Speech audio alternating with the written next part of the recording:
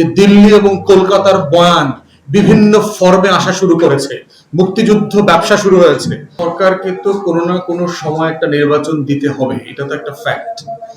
আমাদের ঐতিহাসিক ব্যর্থতা হচ্ছে সকল রাজনৈতিক দল মিলে আমরা জাতীয় সরকার করতে পারি নাই গত বছর। যদি প্রফেসর ইউনূসের নেতৃত্বে এই টেকনোক্র্যাট এবং রাজনৈতিক নেতৃবৃন্দ দল সহ মিলে একটা জাতীয় সরকার করা যেত, তাহলে আজকে আমাদের যে প্রত্যাশাগুলো, যেগুলো অনেক সময় মনে হচ্ছে যে হয়তো পূরণ হচ্ছে না, সেটা পূরণ হওয়াটা অনেক সহজ হতো। তো সেই ব্যর্থতার জায়গায় দ্বিতীয় ব্যর্থতা যেটা আছে, আমরা সবাই মিলে সম্মিলিতভাবে ফেল করেছি, সেটা হচ্ছে সংবিধান সাসপেন্ড না করে 106-এর রেফারেন্সের জন্য সুপ্রিম কোর্টে যাওয়া, যেই সময় আমার সকল অ্যাপেলেট ডিভিশনের জাজরা সেনা হেফাজতে ছিল, লুকায়া ছিল, আসলে আদালত বসছে কিনা।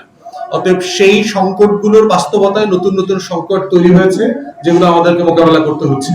নির্বাচন এই সরকারকে দিতেই হবে এবং প্রফেসর ইউনূস ডিটারমাইন্ড যে ডিসেম্বর 25 থেকে জুনের 26 অথবা এপ্রিলের 26-এর ভিতরে নির্বাচন দেওয়ার ব্যাপারে। এর বিকল্প আমরা কোনো কিছু দেখছি না। আমাদের প্রত্যাশা যাই থাকুক, মনে রাখতে হবে সবগুলো প্রত্যাশা 2 বছর, 1.5 বছর, 18 মাসে পূরণযোগ্য না। এটা একটা ক্রমধারা মেনটেন করতে হবে এবং এই প্রত্যাশা পূরণের কাজটা চলমান রাখতে হবে।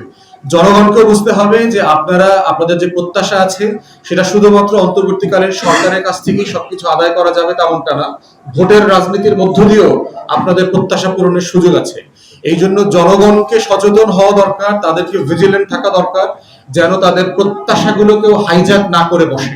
এবং এটা একটা চলমান প্রসেস।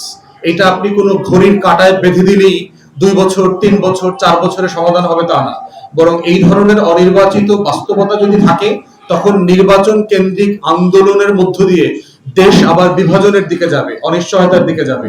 ইতিমধ্যে আপনারা দেখতে পাচ্ছেন যে দিল্লি এবং কলকাতার বয়ান বিভিন্ন ফর্মে আসা শুরু করেছে, মুক্তিযুদ্ধ ব্যবসা শুরু হয়েছে।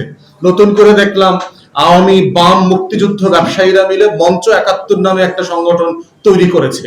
এই মঞ্চ 71, গণজাগরণ মঞ্চ, শাহবাগের নাটক আমরা বহু বছর থেকে দেখে যথেষ্ট ক্লান্ত।